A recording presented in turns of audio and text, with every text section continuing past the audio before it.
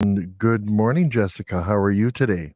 Good morning. We're doing good. We Good. made it through all the ice and we're ready to roll for the week. Oh man, the snow before that and now the ice from yesterday and it's like, spring is coming though. The sun is out. Yeah. Thank gosh. So what is happening at the LCO School District? Well, we're always busy over here. We always have a lot going on. Right now we are about midway through our third quarter, which means more than halfway through the school year. We intended to have parent teacher conferences the Wednesday before our recent break, Yeah. and the weather just didn't cooperate. So we have rescheduled those for March 8th and really encouraging parents to come in, even though, they may already have their report cards, really come in and meet with teachers and Sure. kind of get an update as far as where their students are at. Hmm. And like everybody, we're kind of in a midpoint seasonally with what we have going on. Our winter sports seasons are just wrapping up. We're just getting geared up for springtime, hopefully soon. We've just kind of finished up our winter ice fishing trips with our students, and we're making plans for Sugar Bush coming up. So we're kind of in Hmm. a holding pattern right now Right. with a lot of things. Between the seasons, yeah. Yep, like everybody is. Yeah. What's happened in the sports season of winter sports, basketball? What were some of Um, the highlights? well, our high school boys have their regional game tonight. I believe they got a 13th seed. So not wonderful, but they've had a pretty solid season. Their participation is pretty high. We were able to have a junior varsity and a varsity team consistently throughout the whole season. So that is definitely, another demonstration of our growth among our student body. The girls struggled. They had really low numbers this year, but Mhm. very consistent players. Yeah. Their season ended last week. Our elementary basketball team, our fourth and fifth grade basketball team, has Wow. been doing some traveling. They do like Saturday tournaments throughout the area. Okay. And they've been having some success. That's our boys and girls team, and I believe their last tournament was a home tournament. It was on Saturday, this past Saturday. So they just are wrapping up. So we're seeing definitely some success in our basketball program, but like any small school, there's peaks and valleys. It all, Yeah. a couple really strong athletes can be the difference maker. Yeah. Um, but we're really trying to emphasize that, participation and to build our numbers and to grow our programs at the elementary and middle school level, which we've really seen an increase in the last few years. Sure. Yep. I know one of the things that you're probably thinking, already of next fall and enrollment. I know Paducah Dotting is having an open house for their kindergarten. And what could you be saying to parents who are maybe considering LCO school for next fall? What would be the difference between LCO and, let's say, going to the Hayward School District? That's a great question, and you're absolutely right. We're in the middle of planning all kinds of our school calendar and our staffing positions, and we're actually sending out a parent survey. I wanted to make sure to mention that we'll be emailing that out on Wednesday of this week to get some feedback, to help us with the planning for next year. But there's a lot to be said about the reasons to choose LCO. It's definitely, it's a small school experience, which a lot of students, I think, excel at having, small class sizes, being Yeah. really emphasized as an individual, and making sure that your teachers, whether you're in kindergarten or whether you're in, a senior in high school, that those relationships between, staff and students, that we really know who each student is and what their individual needs are and what their strengths are. And I think like I said, there's a lot of things I could talk about, but that I think is the most important difference. And we've had students just even as recently as 2 weeks ago transfer in, like in the elementary, and emphasize that the the individual attention and the connection that students can have to their teachers, and also that parents can get, Sure. definitely unique. But there's a lot of other reasons. We offer, a cultural connection that students really don't.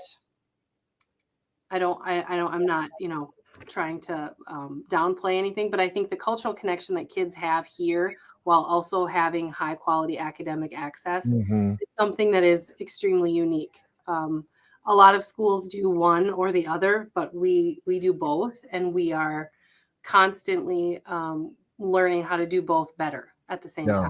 time. Right. I think that's what really makes our school unique. Yeah.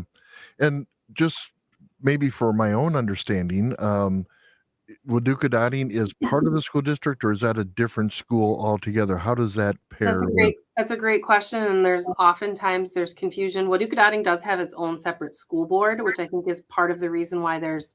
um, why there's confusion. So, however, Wadukadotting students are enrolled as BIE students. So we are a BIE tribally controlled school. So that means that we're mandated. Our mandates come through the Bureau of Indian Education, but our local school board, which is our tribal governing board, is our local governing body. So all of the students that are enrolled here, including the students that are enrolled at Wadukadotting, are enrolled as Lakudere Ojibwe school students, in the eyes of the Bureau of Indian Sure. Education. So Wadukadotting is like a separate track Right. of the Lakudere school. So they have their own governing body, they have their own school board, and a lot of their programming is completely autonomous. So there's not, really like blended learning between Wadukadotting and LCO school, but a lot of our services are shared, our busing, our food service. Sure. Wadukadotting students participate in athletic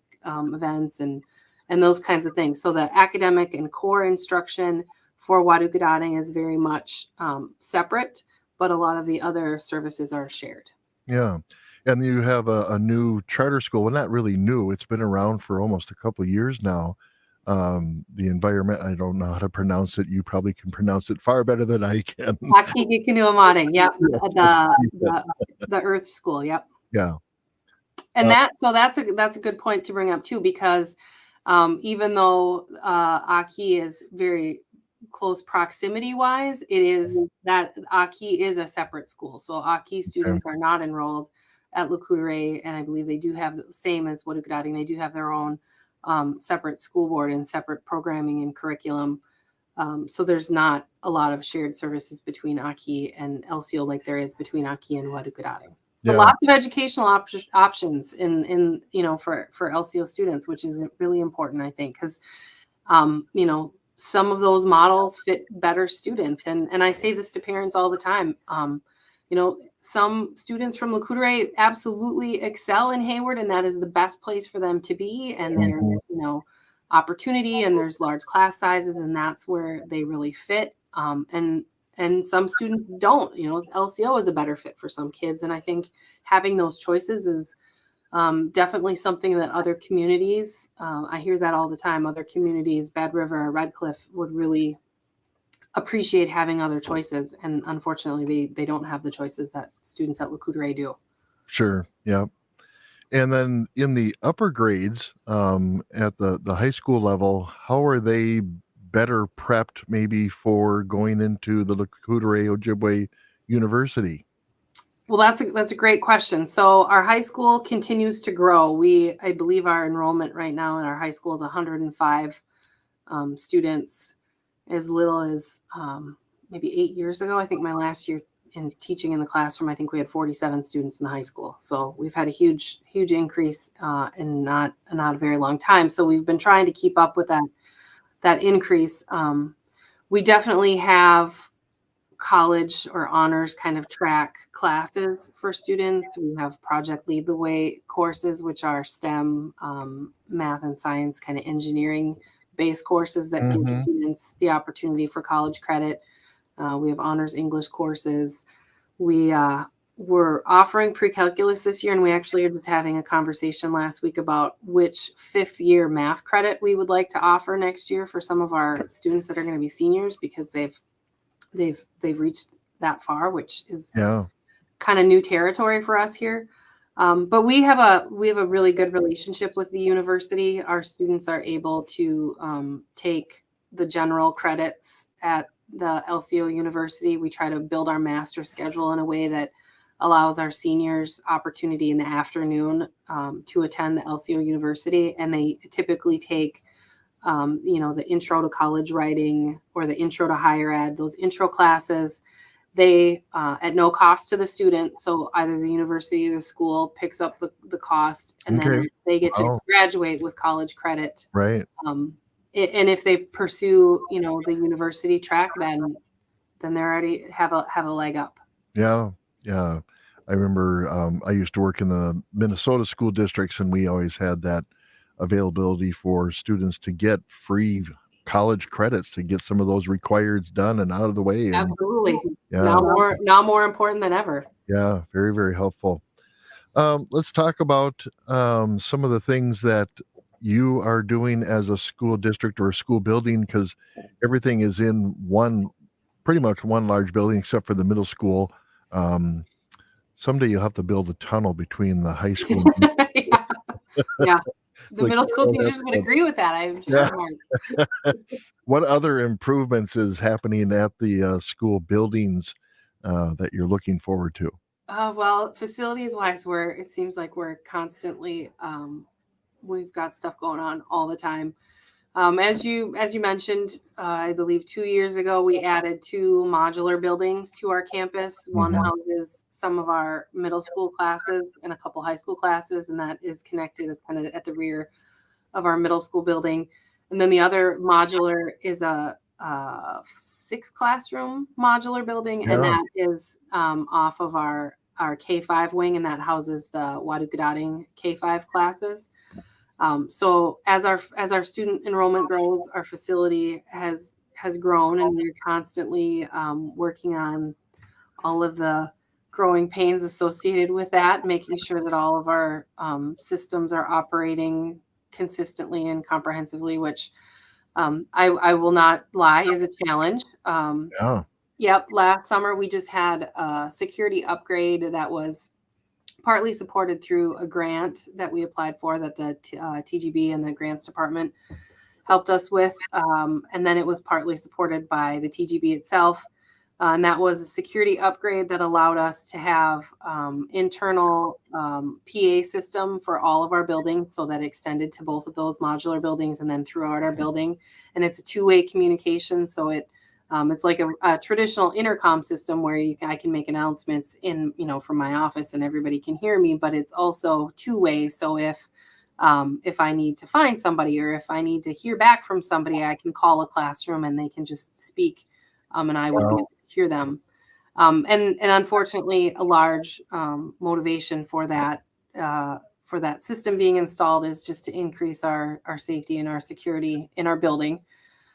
We also expanded our remote access entry, so our buzzer door system to allow visitors to come in a secure manner. We also upgraded our staff entry system, so all of our staff have a fob access. So we've gone away from staff having keys to the building, and they just have a fob access to the building.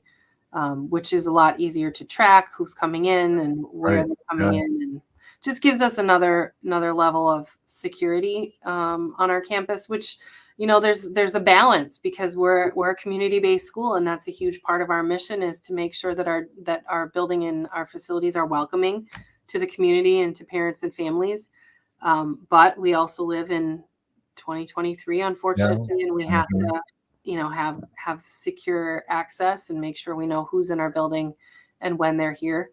So there's constantly, stuff going on. We also thankfully finally are nearing the end of a funding request to the BIE for an HVAC expansion. This is really not a glamorous or exciting topic, but anybody that spends more than 5 minutes in our building has seen the need, or felt the need for HVAC upgrades. Our heating, air conditioning, air filtration, and ventilation systems, pretty much building wide, need need to be addressed. Right now, I was just walking in the gym. We have portable heaters heating the gym right now, because the other temporary portable heater that we have needs repair. Oh So dear. we're patching our patches at this point in Yeah. time. Uh, But we're getting close. So a lot of those upgrades will take place this summer. The remainder of the upgrades will take place the summer of 23, 24, and then we will be moderate, perfect, yeah. 68-degree temperature all the time, all year long. Right. What's the capacity of the building for students, and then where are you at in that capacity? And then looking 5, 10 years down the road, what planning is going on for more expansion? You're running out of property. We are, yep. Yeah. And What do you that's do? you have great questions, Mark. So so as we continue to grow, we've been having continuous conversations with the Bureau about our footprint and how to expand our space. And then as we expand our space, how do we expand funding to support that space? So that's an ongoing process. Right now, actually, even though we have the modular buildings on our campus, we aren't receiving funding for them from the Bureau, the Okay. operations and maintenance. And we've been, our facilities directors, because it's been over the course of 2, have been working alongside the BIE and myself to add those 2 buildings to our footprint just as we stand now to get funding. So it's not a quick process in order to add space. Right. Yeah. And it's also a tough question when you ask what our capacity is, because the old models of square footage per student, Right. they're outdated, number one, and number two, anybody that's been in our building, especially our high school, our high school classes, our building is beautiful, our campus, and I will say that to anyone, but our classroom spaces, if you've been into our high school, and lots of people in the community have as guest speakers or as students themselves, our classrooms are triangular shaped, which is cool and pretty funky, but it also doesn't really give you a true sense of square footage. When you measure out the square footage of a classroom, it's not all usable space. So in our last on-site inspection from the BIE, those kinds of points were brought up that, on paper we have X amount of square footage, so maybe we're not at capacity, but when you actually go into the classrooms and look at some of our high school classrooms, you can only fit 15 or 20 students in a classroom that square footage wise you might think would be more than that. So Right. Yeah. Part of our HVAC systems repairs, or the reasons why it was able to be funded kind of on emergency basis through the Bureau, was that our systems are really outdated. They're 10, 15, 20 years past their useful life. And if these systems aren't replaced, we're really looking at not even be able to be operational far into the future. These systems will give us some more extended life on our building, but I do hope that we're having conversations in the next 2 to 5 years about a new building and a bigger campus. We need another gym. I can say that definitively, just because of the demands from our athletic program. We have more participation. We have more programs that we're offering. Having another gym for community use and for everybody's benefit would be fantastic. So if you've got $4 million in your pocket and you want to throw it our way, I got plans. Yeah. Yeah. I was curious too how the old fire department building is working out for classroom space. Yeah. So our old fire hall, we have temporarily converted for our wood shop, for our carpentry program. We received a Department of Ed carpentry woodworking grant that we applied for to expand the very, very tiny programming that we were offering 2 years ago.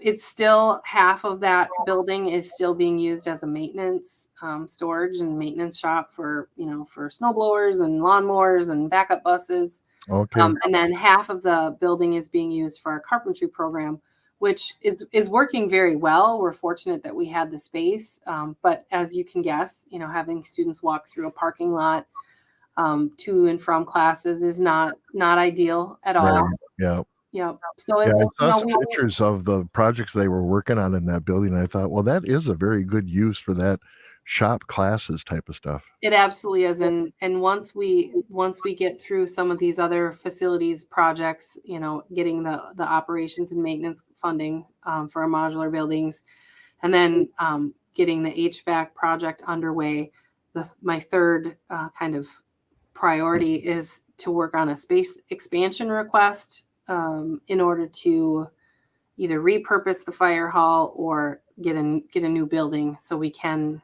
have a more robust VOTAC Right. program. Yeah. Was there any other I don't know if the existing building has the structure to support a vertical expansion. Are you looking at horizontal expansion to the backyard maybe of where the school's at? To be honest, most of the engineers that have looked at the building say that it's not that it's not salvageable, but it's not salvageable for classroom space or to remodel for classroom space. So Okay. having it as a maintenance, it was built to be a fire hall. So Right. Yeah. so that's kind of the best possible scenario, is that we get to build something new and design it the way that we want to for VOTEC. And then, having the opportunity to expand to small engines or, HVAC or welding. Right. Those are opportunities we want to be able to offer our students moving forward, because we've had a lot of success and a lot of interest in the carpentry program, and hopefully that is something that we can not just continue but expand. Mm-hmm. Very cool. But space is always a need. Yep, it is. Well, what else? We have just a few minutes left. What message would you like to leave our listeners regarding the LCO school? Well, I have to make sure there's a couple of things that I wanted to make sure that I added. So scheduling wise, as I said, we have parent teacher conferences coming up on March 8th. That's an early release day for our students. Mm-hmm. Every Wednesday, the first Wednesday of the month, we always have a parent advisory committee meeting, and those are in our elementary library from 4 to 5 o'clock. They're not very well attended. So any parents that would like to kind of get some informal updates about what's going on at the school, ask any questions, provide suggestions, that's an excellent opportunity to do that. It's the first Wednesday of the month from 4 to 5 o'clock. And then just one other shout out, I have another plug. We have, in addition to our pretty robust reading and math interventions, we also have a gifted and talented program here at Le Coudray, and we have 3 staff members that provide gifted and talented instruction to our students K-12. And last week, our 4th graders participated in, it's called the Battle of the Books, and it's a statewide, actually, I think it might be even national, but for our purposes, it was a statewide competition. And the students work on learning name authors, titles, kind of plots of different books and children's literature. And our 4th graders competed with, I want to say it was, I don't want to give you the wrong data. There were 338 teams in the state of Wisconsin, and our 5th graders, sorry, not our 4th graders, took 4th place. Out of 338 cool. kids. Yeah. And I mention that not because it's just awesome, and it really, really is, but I think it's also demonstrates that our students, though they have access to go spearing. We took a group of high school and middle school kids spearing last week. Our students are learning Ojibwe Moan in the classroom. They're learning tribal history in the classroom, but they're also, on the other side of it, they're really demonstrating high academic standards. They are going to maybe be taking statistics as high school seniors next year. And, so we're really, I guess that's my maybe takeaway is, and the reason to choose Le Coudray is that it's really is the best of both worlds. We're not perfect. We acknowledge that. There's always room to grow, but we're really intent on continuing to grow those programs. Yeah. And I just like all the experiential things that the kids can do for their culture and just learn more about their culture by experiencing it. It's just not textbook classroom stuff. You take them out into the field and or into the woods and Absolutely. out there, and it's really, really cool. It is. I agree, and it's the strength that I think keeps students and parents connected Yeah. to Le Coudray. It's definitely the reason why a lot of parents choose Le Coudray. Well, and even I forget about the elders that come in and help with the classrooms, especially in the younger classes, to just be able to have the elders there side by side, not teaching so much academically, but they're teaching them the history of. Absolutely. And actually, thank you, Mark, for mentioning that. So the number of elders that we have had in the building since COVID has dropped. Just a lot of Sure. a lot of people are not able to come into the building anymore, and so there has been a push to recruit more elders through the elders program at the tribal office. Roger Baker is kind of the guy in the know as far as how people can start working in the program and what the criteria is. So if anybody is interested in doing some volunteering, you could be in elementary, middle school, high school classes. Touch base with Roger Baker at the tribal office. Mona Ingerson at Kubi's is also a super good contact Yes. and can give you information if you need it. Okay. Very cool. Well, Hutch, thank you for taking time to come talk to us. We hope we can make this maybe a regular monthly thing or bi-monthly thing. You can stop by and absolutely. chat with Thanks us. for asking. All I right. appreciate it. All right, Jess. Thank you. All right. You have a good rest of your day.